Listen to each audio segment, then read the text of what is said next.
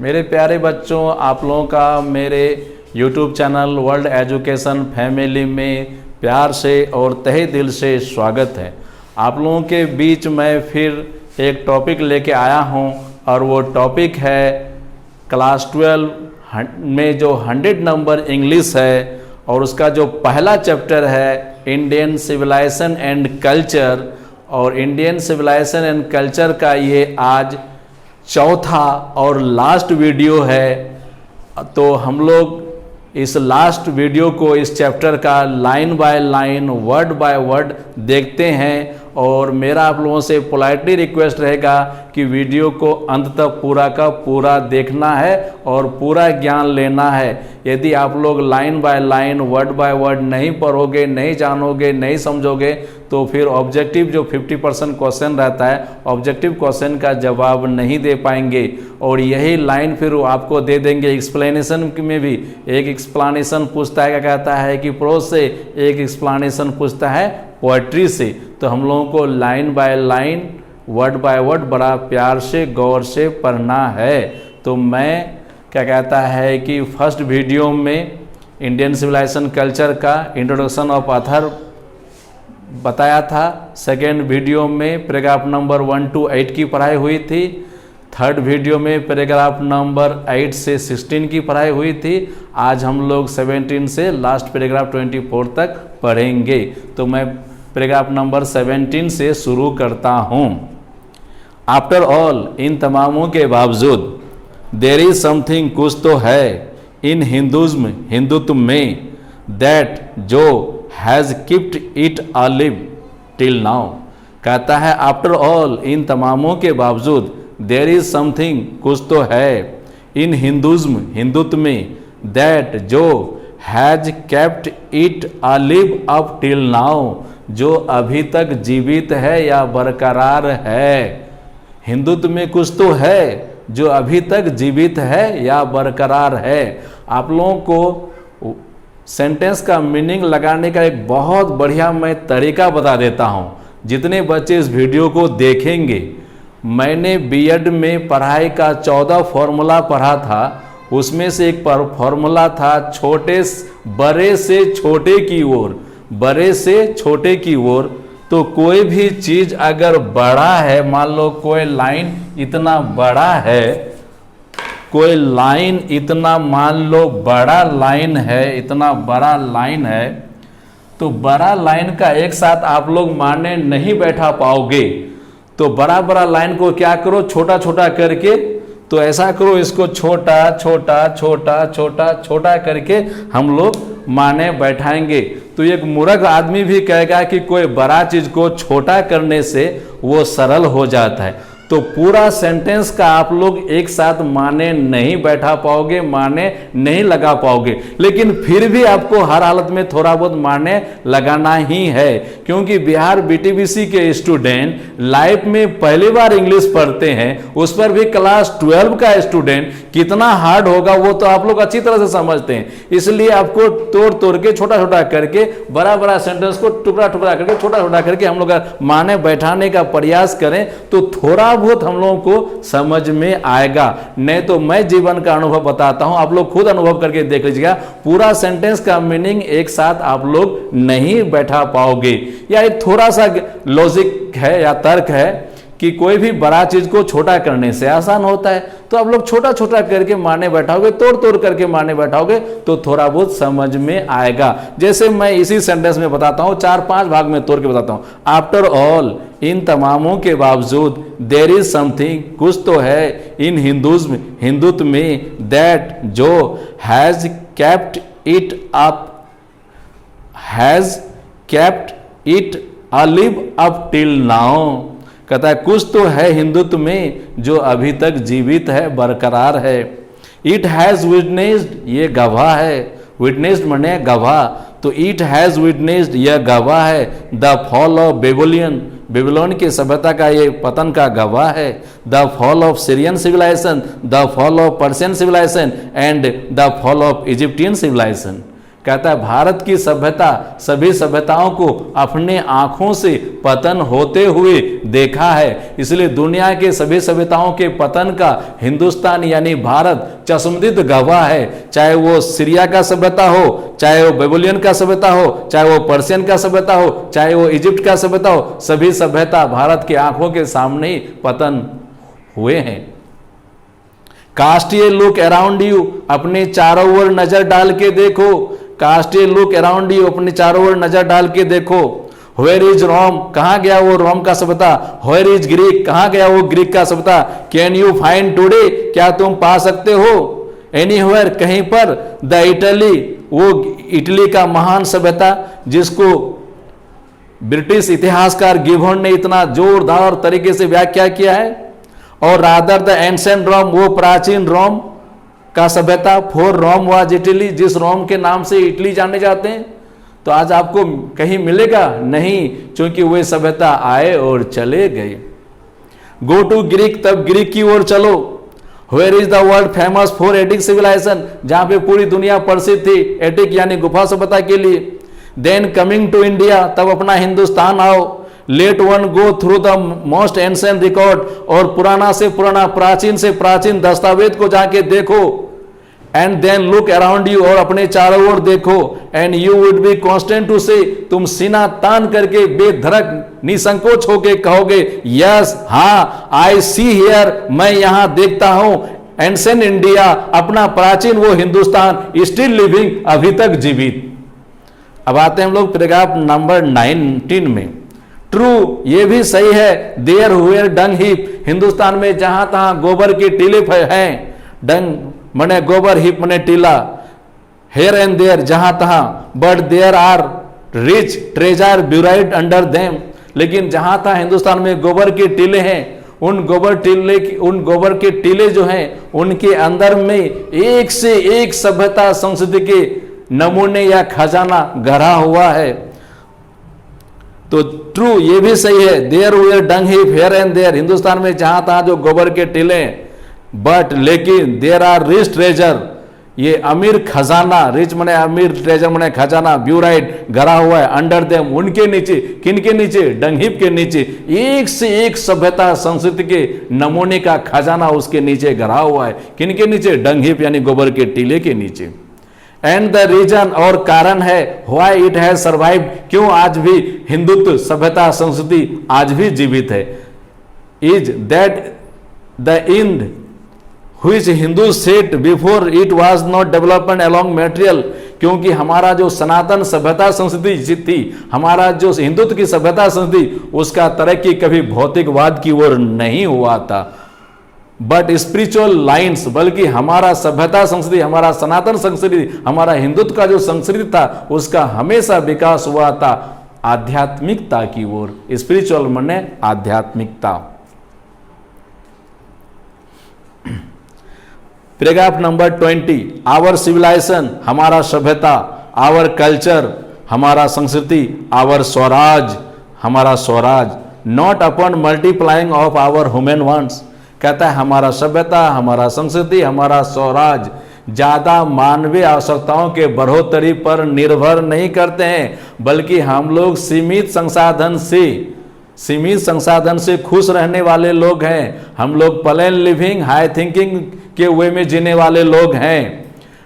महात्मा गांधी पिछले पैराग्राफ में कहते हैं happiness is largely A mental condition, खुशी रहना एक मानसिक स्थिति है। कुछ लोगों के पास अनलिमिटेड धन दौलत है लेकिन वे खुश नहीं हैं, लेकिन कुछ लोगों के पास लिमिटेड धन दौलत है लेकिन वे खुश हैं। इसलिए महात्मा गांधी कहते हैं happiness is largely A mental condition, खुशी रहना एक मानसिक स्थिति है। तो हम लोग सीमित संसाधन में जीने वाले लोग हैं। हम लोग क्या कहता है कि इंडिया के जो लोग हैं प्लेन लिविंग हाई थिंकिंग में चलने वाले लोग हैं। तो इसलिए महात्मा गांधी कहते हैं 20 नंबर पैराग्राफ में, आवर सिविलाइजेशन, हमारा सभ्यता, आवर कल्चर, हमारी संस्कृति, एंड और आवर स्वराज, और हमारा स्वराज डिपेंड नॉट, निर्भर नहीं करता है, अपॉन मल्टीप्लाइंग माने गुणात्मक बढ़ोतरी ऑफ आवर वांट्स, हम मानवीय आवश्यकताओं की जरूरत से ज्यादा यानी गुणात्मक बढ़ोतरी पर निर्भर करने वाले लोग नहीं है। हमारी सभ्यता, हमारी संस्कृति, हमारा स्वराज मानवीय आवश्यकताओं के गुणात्मक बढ़ोतरी पर निर्भर नहीं करता है। सेल्फ इंडल्जेंस, हम लोग आत्मसंतुष्टि से जीने वाले लोग हैं। बट अपॉन रेस्ट्रिक्टिंग वांट्स, बल्कि उन असीमित आवश्यकताओं पर हम रोक लगाते हैं। रेस्ट्रिक्ट मने रोक लगाना, वांट्स मने जरूरत। हम लोग जरूरत से ज्यादा आवश्यकताओं पर रोक लगाते हैं, क्योंकि हम लोग का जीवन जीने का वे यानी तरीका क्या है? Simple living, high thinking. Self Daniel, self मने खुद, और डिनाई DENY, डिनाई मने इनकार करना। डिनाई वर्ब का ही नाउन रूप डेनियल है। डेनियल मने त्याग, कुर्बानी, बलिदानी। हम लोग आत्म त्याग से जीने वाले लोग हैं। हम लोग स्वेच्छा से विचार करके जरूरत से ज्यादा आवश्यकताओं को रेस्ट्रिक्ट यानी रोक के रखे हैं। European civilization is no doubt suited for the Europeans. Mahatma Gandhi 21 paragraph में कहते हैं कि यूरोप की सभ्यता नो डाउट यूरोप के लोगों के अनुरूप हैं। सुइटेड माने अनुरूप। European civilization is no doubt suited for the Europeans. Europe की सभ्यता यूरोप के लोगों के अनुकूल है। बट इट विल मीन, लेकिन इसका अर्थ होगा रुइन, विनाश, RUIN, रुइन माने विनाश, फॉर इंडिया। लेकिन वही यूरोप का सभ्यता, वही वेस्टर्न कल्चर, वही मॉडर्न कल्चर हमारे लिए विनाश होगा, इंडिया के लिए विनाश होगा। इफ वी इंड्यूवर टू कॉपी, यदि हम आंख मूंद कर उस यूरोप का सभ्यता को, उस मॉडर्न सिविलाइजेशन को, वेस्टर्न कल्चर को अगर हम लोग क्या कहता है कि कॉपी कर लें, नकल कर लें, तो समझो भारत के लिए ये विनाश। वो यूरोप के अनुरूप है। The European civilization is suited for the Europeans, but the western culture, the European culture and the modern culture is not suited to the Indians या फॉर अस। ये हमारे लिए या हम हिंदुस्तानियों के लिए अनुरूप नहीं है, ये यूरोप के लोगों के अनुरूप हैं। दिस इज नॉट टू से, गांधी जी कहते मेरा कहने का ये मतलब नहीं है, दिस इज नॉट टू से, मेरा ये कहने का मतलब नहीं है, दैट की वी मे नॉट एडॉप्ट, हम स्वीकार कर नहीं सकते हैं, एडॉप्ट माने स्वीकार करना, एंड एसिमिलेट मिला नहीं सकते हैं, what ever may be good, जो अच्छा हो, एंड केवल एसिमिलेशन ऑफ बायस, और जो हमारे द्वारा मिलाने के योग्य हो।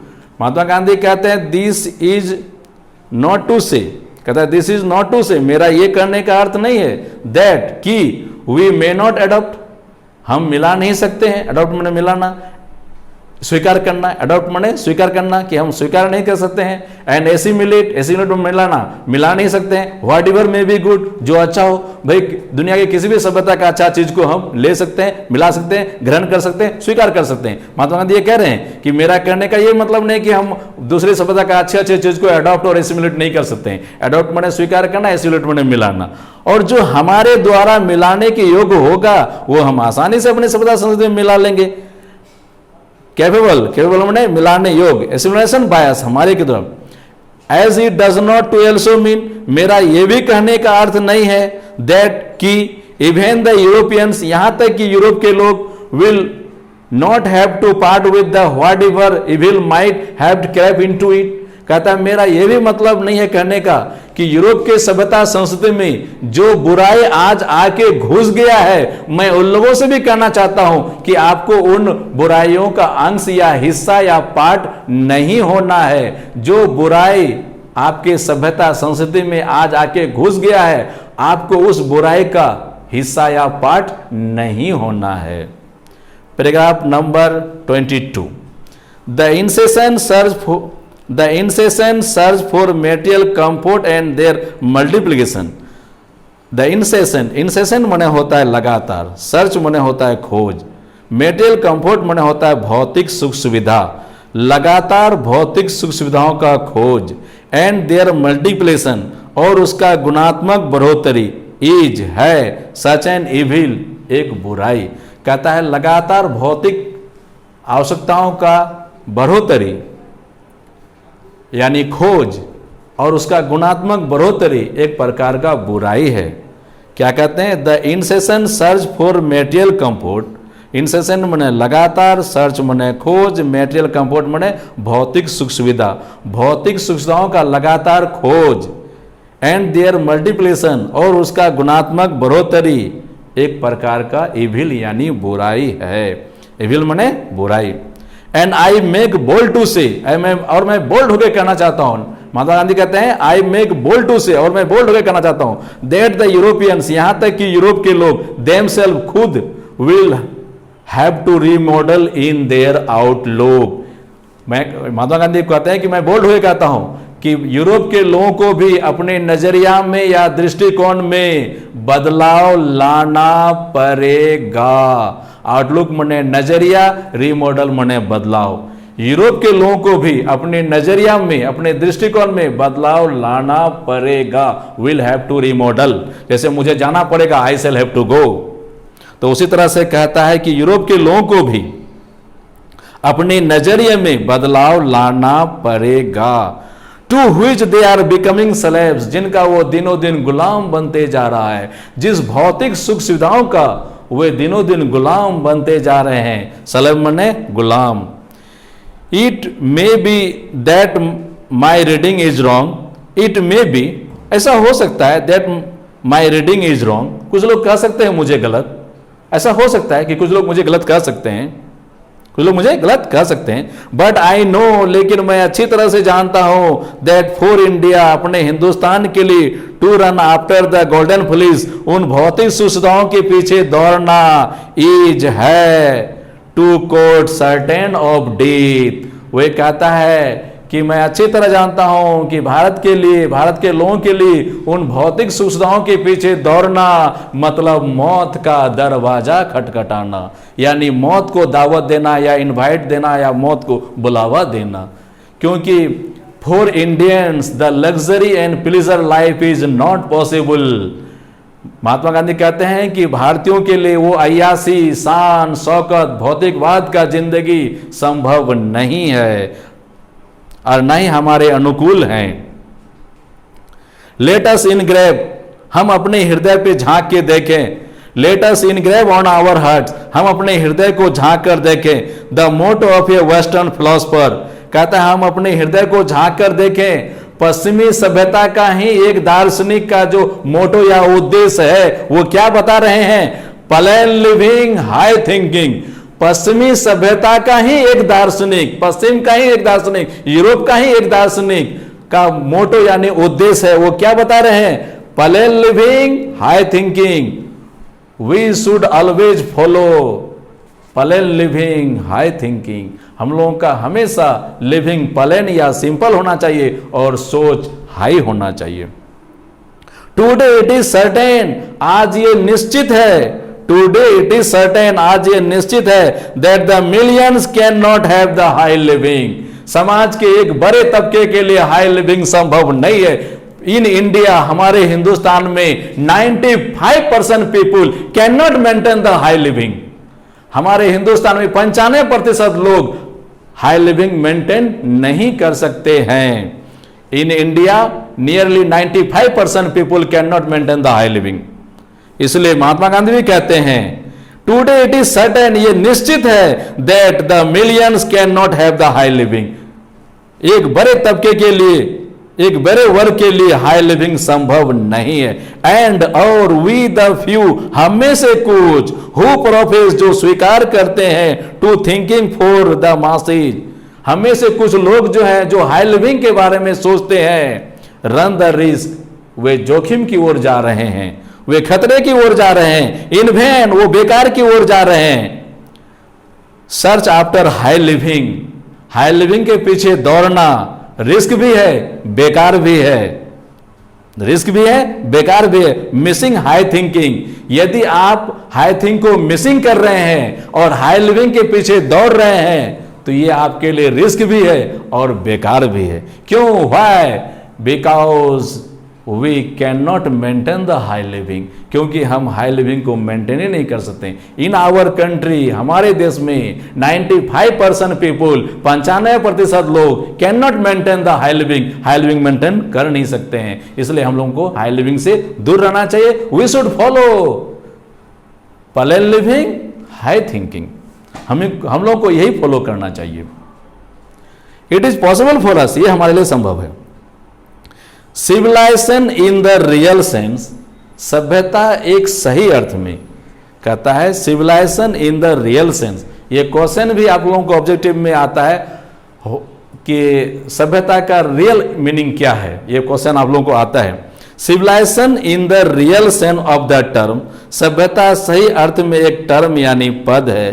Consist not in the multiplication, जो मानवीय आवश्यकताओं के गुणात्मक बढ़ोतरी पर बना हुआ नहीं है, मल्टीप्लिकेशन माने गुणात्मक बढ़ोतरी, बट इन द डेलिब्रेट, बल्कि सोच समझकर विचार करके, डेलिब्रेट माने सोच समझकर विचार करके, और वॉलंटरी माने होता है स्वेच्छा से, सोच समझकर और स्वेच्छा से, रेस्ट्रिक्शन रोक लगाने पर है, ऑफ वांट्स उन मानवीय आवश्यकताओं पर। तो सभ्यता एक पद है जो मानवीय आवश्यकताओं के गुणात्मक बढ़ोतरी पर बना हुआ नहीं है, निर्भर नहीं है, बल्कि स्वेच्छा से विचार करके उन आवश्यकताओं को रोक लगाने में ही हमारी सभ्यता बनी हुई है और जिंदा रहेगी।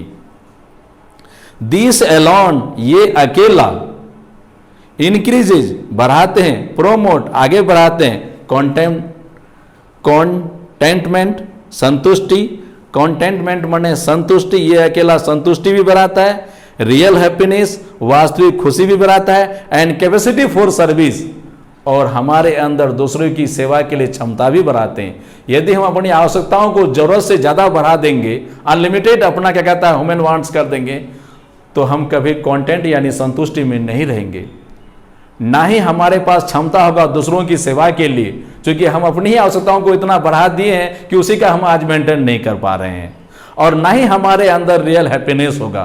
तो सभी स्टूडेंट्स और सभी बच्चे गौर करोगे कि अगर हम सिंपल लिविंग हाई थिंकिंग में रहते हैं तो हमारे अंदर कंटेंटमेंट भी होगा यानी संतुष्टि भी होगा, रियल हैप्पीनेस भी होगा, एंड कैपेसिटी फॉर सर्विस, और दूसरों की मदद के लिए हमारे अंदर क्षमता या सेव क्षमता भी होगा।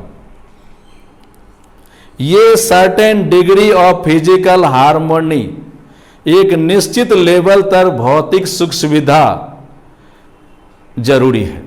कहता है ये certain degree of physical harmony and comfort is necessary, एक निश्चित स्तर तक भौतिक सुविधा का होना जरूरी है। बट एबव ये सर्टेन लेवल, जब ये भौतिक सुविधा जरूरत से ज्यादा हो जाएगा या ज्यादा लेवल का हो जाएगा, अनलिमिटेड हो जाएगा, इट बिकम्स हिंड्रेंस, ये बाधा बंधन या रुकावट हो जाता है, इंस्टेड ऑफ हेल्प, मदद करने के बजाय। हिंड्रेंस माने बाधा बंधन रुकावट, और इंस्टेड ऑफ माने के बदले के बजाय।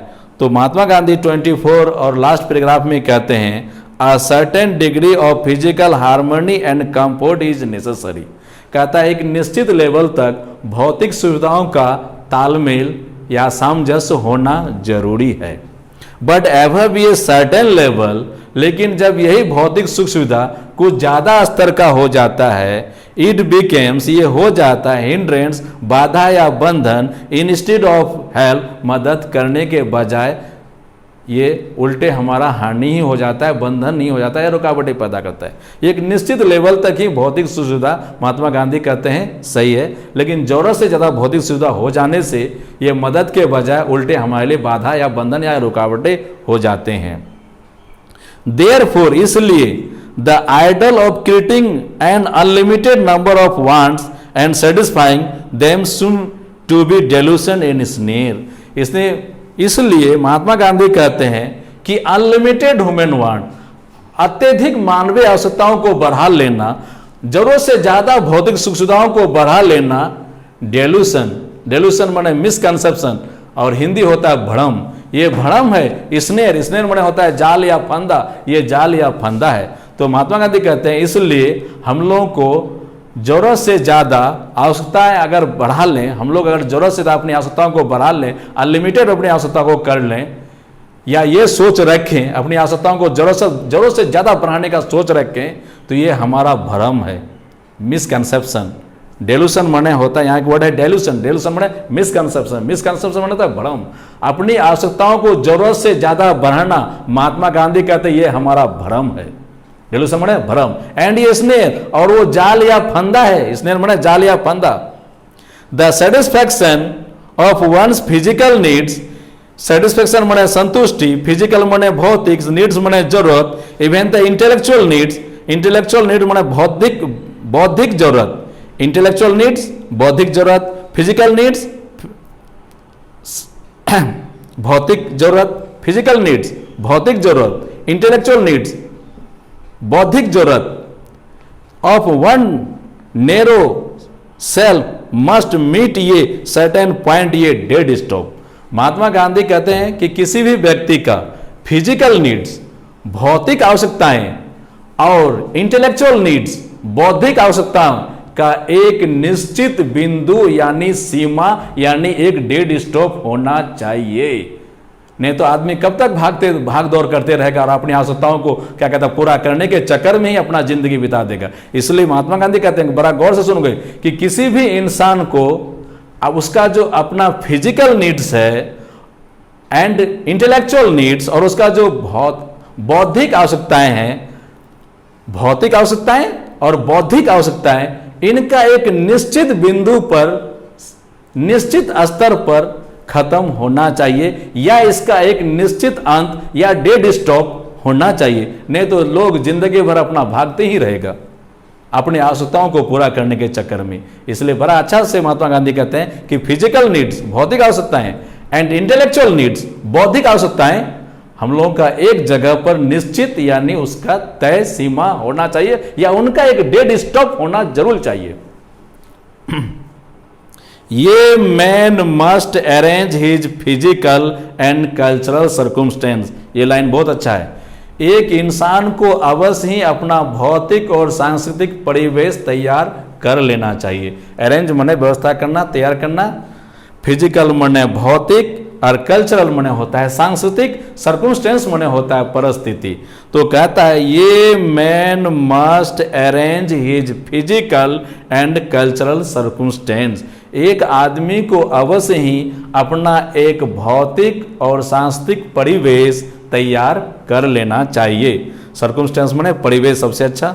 सो दैट, ताकि दे डू नॉट हिंडर, उनको बाधा या बंधन न हो सके, ढिंडर मने बाधा या बंधन, him in the service of humanity, मानवता की जरूरी सेवा में, ऑन हुईच और उस पर, ऑल हिज एनर्जीज उनका तमाम ऊर्जाएं, शुड बी कंसंट्रेटेड, और उसी क्या कहता है कि परिवेश में जो परिवेश उसे तैयार करना चाहिए उस पर अपना तमाम ऊर्जाएं केंद्रित कर देना चाहिए या लगा देना चाहिए।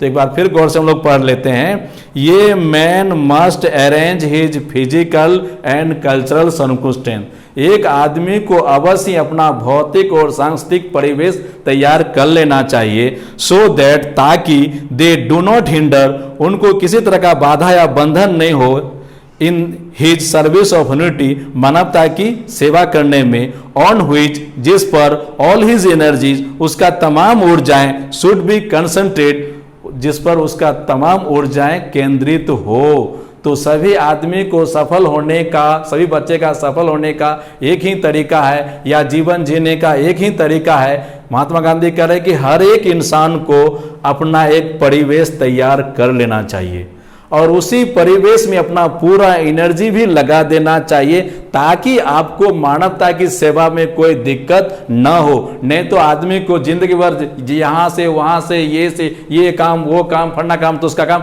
जिंदगी भर भटकने से वो बेचारा बच जाएगा। Thank you.